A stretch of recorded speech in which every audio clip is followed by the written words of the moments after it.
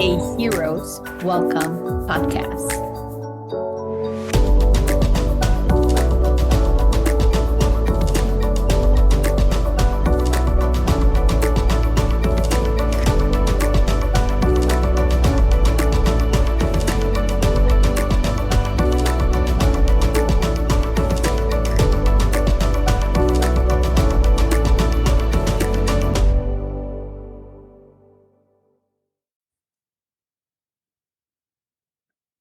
Good morning, everyone. Thank you for being here. We are going to do a bonus episode this month. So I'm here with Maria. Maria, how do you want to introduce this topic? Yeah, so we literally just stopped our personal conversation and decided to slide over. So Liliana, we were kind of lamenting about updating our own health issues with each other. And you had asked a phenomenal question. So let's start there and we can just kind of have this dialogue. Awesome. So then my question was, and I asked Maria, why do you think a lot of us who are mental health therapists or play therapists are dealing with a lot of health issues that we're becoming aware recently, right? So then, Maria, what was your answer? Which was genius. Oh, I think I have two-prong answer. My first answer is at least reflecting on my own. As especially as a baby therapist, and well into my profession, to be quite honest, I, I ate what was convenient, or I wouldn't eat, right? Because I had back-to-back-to-back sessions. What I would grab was sugar and caffeine, right? And I wasn't making my own health a priority. And I think that's pretty common among healers and helpers that we tend to forget to apply our own advice and knowledge. Um, and then my second kind of follow up to that was, and it seems to be a lot more since COVID, a lot more since COVID. I think the work that we're doing has always been hard and heavy. I think what we're holding now as helpers and healers is so much more heavy than it was before. Right. So as Maria is talking and all of you who are listening, I keep thinking, well, of course, how much secondary trauma are we been holding? Not just before, but then after COVID, where we were called on to show up for everyone who were losing people, who anxiety was really high. Kids didn't like helping kids trying to make sense of going to telehealth, not being able to go outside, the fear, all the unknowns that we were dealing with. Right. So that was part of the secondary trauma that all of us took on, and there was nothing provided to us. Everyone has suggestions in regards to, and I'm talking about associations of this is what to do for clients. Mhm. There was nothing of how do we take care of you as a Right. provider. Right. Yeah, no, I think at most we heard be sure to take care of yourself. Oh, yeah. And how about a virtual happy hour? Oh, Right? Like, which are great and definitely fill some of that need, but that didn't touch what we were experiencing. And so many of us were home also having to navigate this new world that we were living in, navigating our own health, our family's own health and experiences, and show up yeah. every day for our clients. I think too, we're also we're no longer being quiet about it. Oh, yes, which I really enjoyed. Thank you for the new cohort coming out because I'm being embraced of like, say what you need to say. Yes. But even that, right, when you were talking about, I'm going to say the word like how shitty we take care of ourselves. Think about we went to a system that scared us. Like when we Mhm. were in school, there were you cannot abandon your client. You have to be available pretty much 24/7. Right. And then we went to work on systems while we were working towards licensure. So one, we have the pressure, the financial pressure, as we Right. had Tara before, and we were like, how can I make a living? But two, we had the pressure of working towards our licensure hours. So if you were an MFT, added bonus of pressure because you needed those relational hours. And again, all the systems like booking back to back because there was a huge need either before COVID or after COVID. So I think martial arts also talk about how we don't take care of our system, our bodies, because we wait to go to the restroom until the last minute in Yes, between clients. So we're not absolutely. eating right. We're not taking care of our bodies. We get that, take care of you, but there's no template on how Right. to take care of us. Right. Or So support, really, right? It's like, go do the thing. And it's like, I'm so tired. I don't have the time to do the thing. Um, it could be one more client, or it could be like the end of my day, and now I have to switch gears and be home and present for my family. And I think there's still a lot of guilt and shame around saying no, taking care of ourselves and putting those boundaries down, which I agree. This new generation of clinicians, thank goodness. Thank goodness. Thank goodness that they are strong enough to see what we saw, but say it, yeah, right? yes.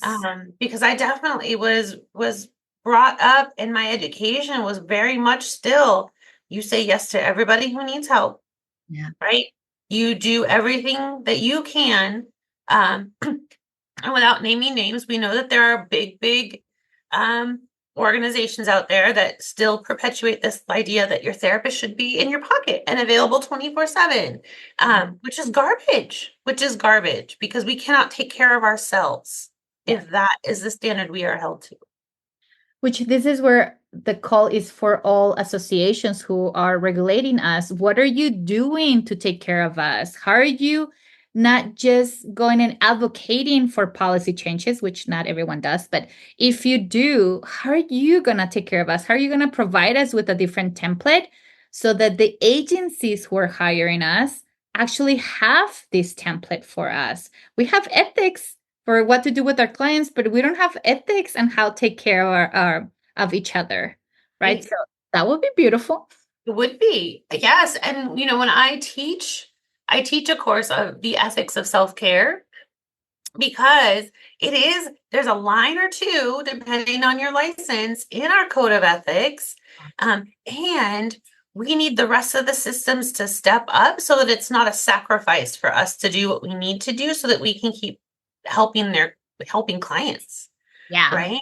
So I mean, in an ideal world with my special magic wand, right? Like all the associations would get together and put out a demand for, a reasonable rate of pay Oh, and reimbursement so that the norm is no longer working 40 hours a week to earn a living. yeah. That's also part of the problem of why our bodies are deteriorating in front of us. Yeah. We are working them to an unreasonable level. Yeah. I love that you said that. It just remind me of the book Decolonizing Therapy. Because Yeah. there, the author talks about how when we get out of school and we are working towards licensure, the jobs that we get are the high demand jobs where they're paying us less. They're paying us Mhm. a fraction off. And the excuse is you're not licensed, right? Even though we have to do the same amount of work as everyone else. Um, Yes. but they get us with that excuse in order to overwork us so that we can have the experience, so that we can get the licensure. So I'm going to bring Kara back, which she was in our last episode. She's actually doing research.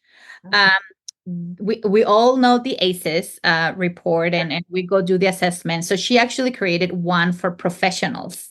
Ooh. Um, yeah, if you don't have it, let me know. I'll add the link here. But I read the earlier report this month, and she was talking about what is the average for professionals providing services. Like, what is the average in regards to when they retire?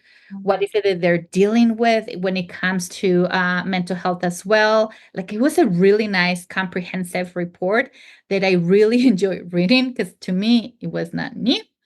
Um, However, right, it's bringing this point of what are we doing to take care of each other? What are we doing?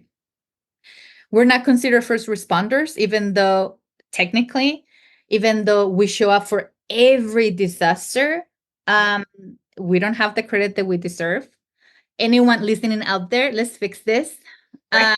Then two, we're first responders, but they don't take care of us. Not that they take care of firefighters or nurses or doctors, but they don't take care of us.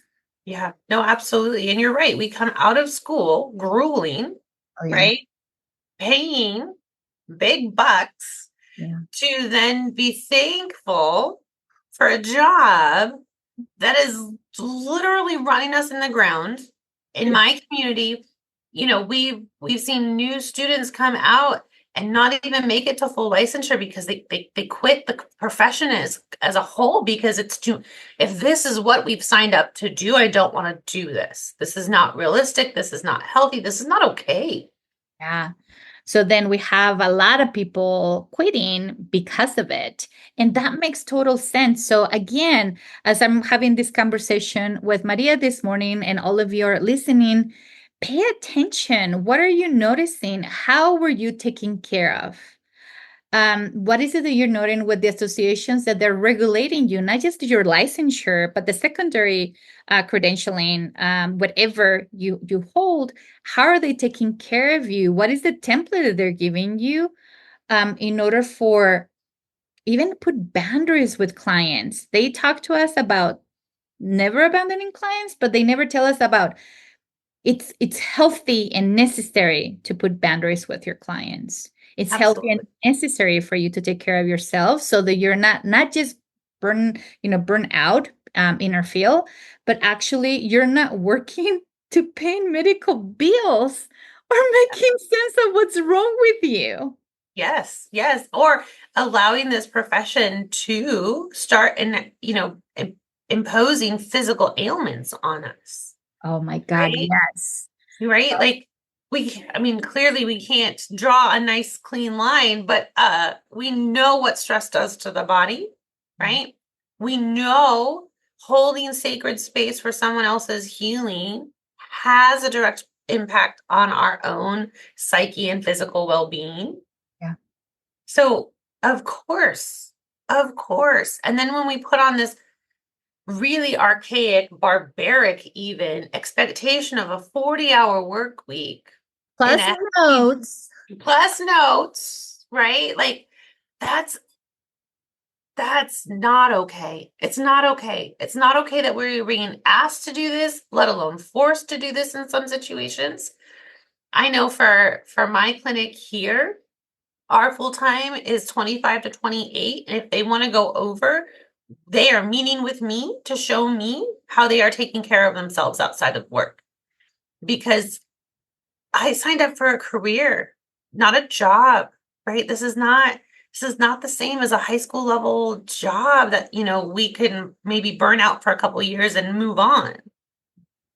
I signed up to do this long term. And I'm now learning that to do that, I have to take care of myself. Yeah.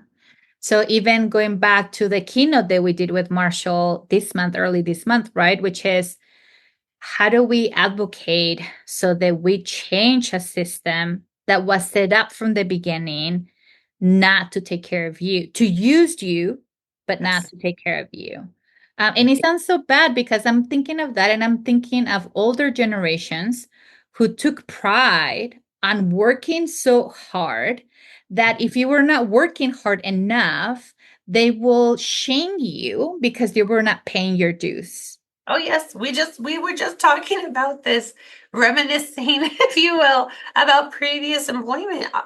So where I was previously, even as like like up kind of mid-level admin position, our clinicians every month would get a report on everyone's productivity. Those that had the best productivity were celebrated, right? And those that did not meet their expectations, right, had a plan in place on what they were going to do different to get that number up the next month, Oh, yeah. right? And I was there following like major health emergencies, major surgeries, and having to sit there and wonder like, yes, but I was out sick. Or this person had gotten married and was out on a honeymoon leave. Like, why is that being penalized and punished? Yeah. And the poor women who were, because my team was mostly women, the poor women who were making productivity but had nothing outside of this because they were exhausted Mhm. after spending over 40 hours a week Mhm. at this job. And still have to go home. And depending on the role that you have home, you were Mhm. expected to be present, to be happy, to go work out, to do chores, to do notes, to, be social, to do all these things that you're like, what and who and how? Absolutely. Absolutely. You're saying that. And I remember a former employer who said, all I ask is for 8 hours of your day. You have the rest of it. Oh, yeah. Oh, yeah. Like, but I have the rest of it. Pretty sure all of this time is my time. Yes. And I should be choosing Yeah. what I'm spending that time on, right? But even if we looked at it like that, right? So you have 8 hours of work, 8 hours to sleep. That gives you 16 hours. Oh, wait, no, that's not right. My math's not right. That gives us another 8 hours, right? So eight for work, eight for sleep, and eight for like life. It's insane. So I know we're going on and like this is not right. So then what can we do as you're listening, right? If you are part of the new cohort, kudos to you. We're learning from you. Mm, Thank you for showing us a different way to say this is not feasible. This is not okay. So thank you. For older generations, this is new. I cannot imagine the anxiety of, wait a minute, I had to go and do that. How come you're not doing that? Like, I get it. Right. And then for this generation, all of us who we keep hearing from, I'm having medical issues, I'm having to deal with disabilities, I have to hide these disabilities, I have to hide these medical issues, I cannot work, the shame, all of it that comes to it. It's a lot that we're dumping on you this morning. And part of it is because you're welcome. That's the conversation that Maria and I started this morning of like, how was your weekend? Oh, this is my weekend. Oh, I spent it in this place, which is most of the check-ins now that I have with a lot of colleagues, right? Maria is my friend, not just a colleague. So those are the check-ins that now we're doing. Those part of the text check-ins, like what's new, yep. update me, anything that I need to do. How can I show up for you? How can I support you? But then let's go beyond that. So even when associations are talking of self-care, let's put it in perspective. Let's do it as a wrap up, right? Like wrapping up in regards to what is it that we're talking? We're talking about physical self-care. Yes. What are you doing?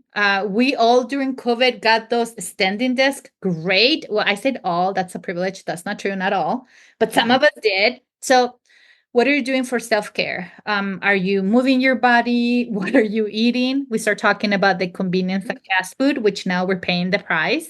Are Mhm. you sleeping okay? Right. Most of us are. I had a supervisor telling me, I was remembering about this client. I was like, oh, baby, no, we need to do something. You should not be thinking about working your sleep.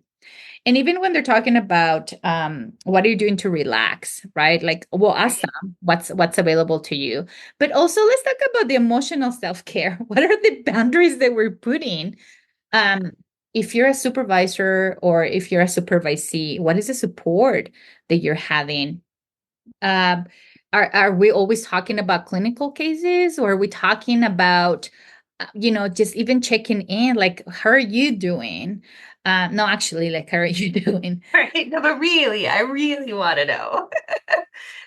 Right. And then Maria was mentioning like the idea of social. So, what is your social care?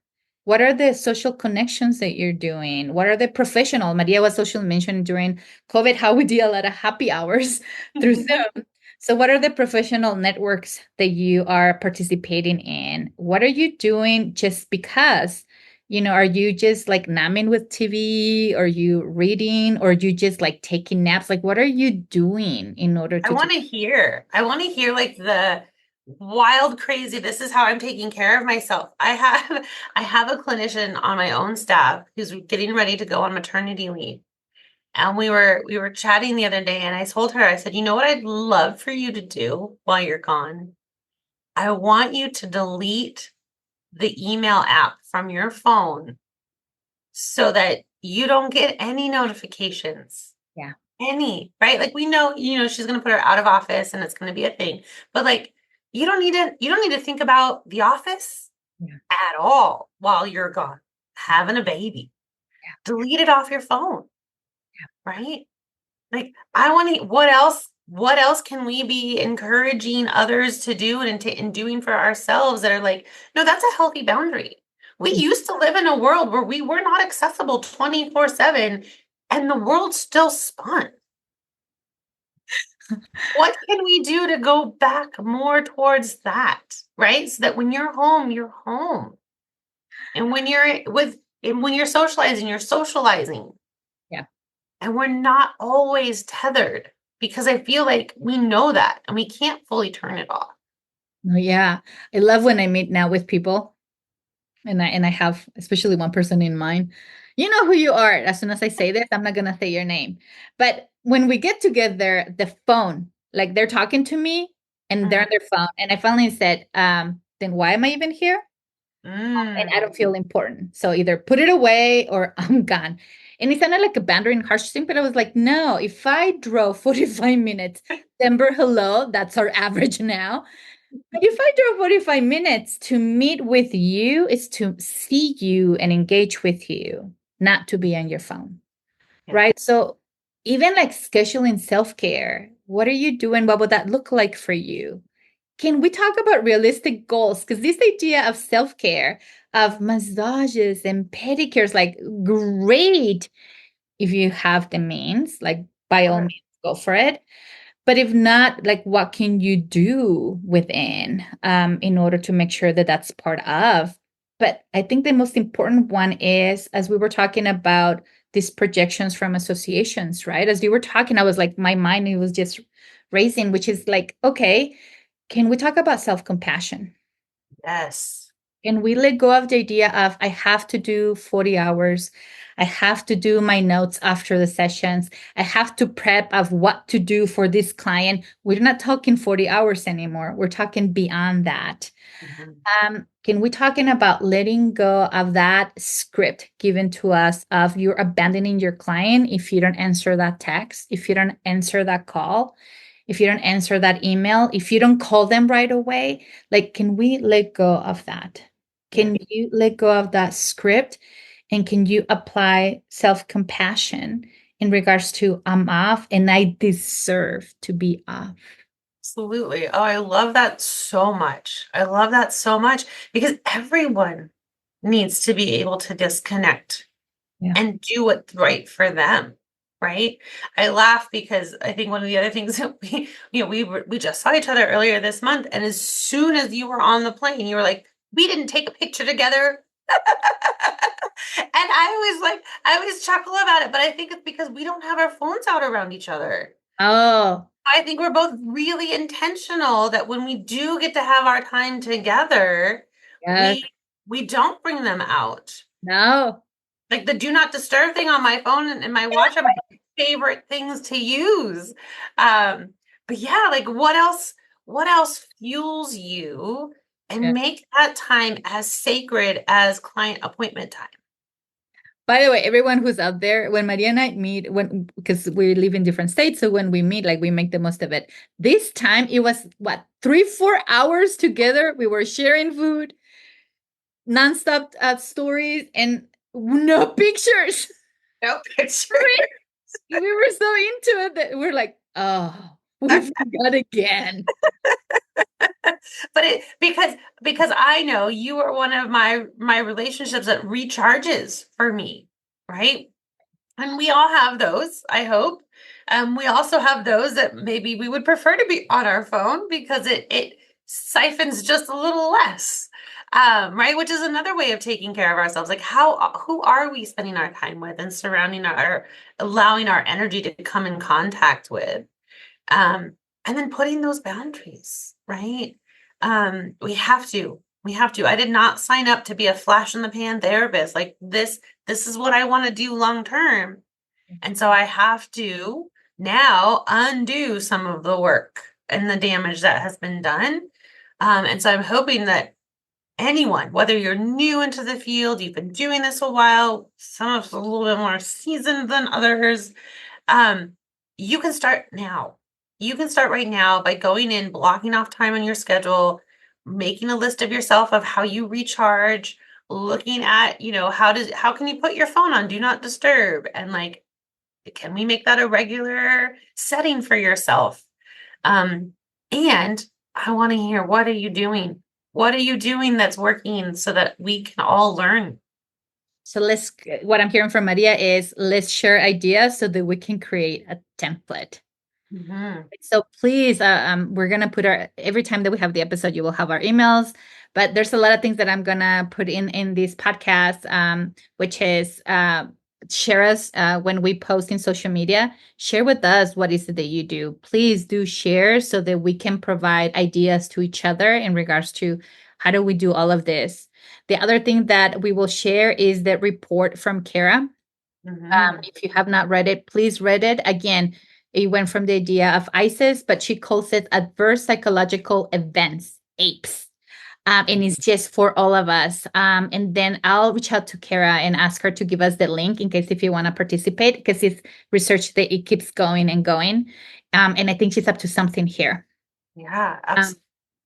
and again, if you have not listened to her, listening to her, it was the prior podcast because she is just she's just full of resources for you.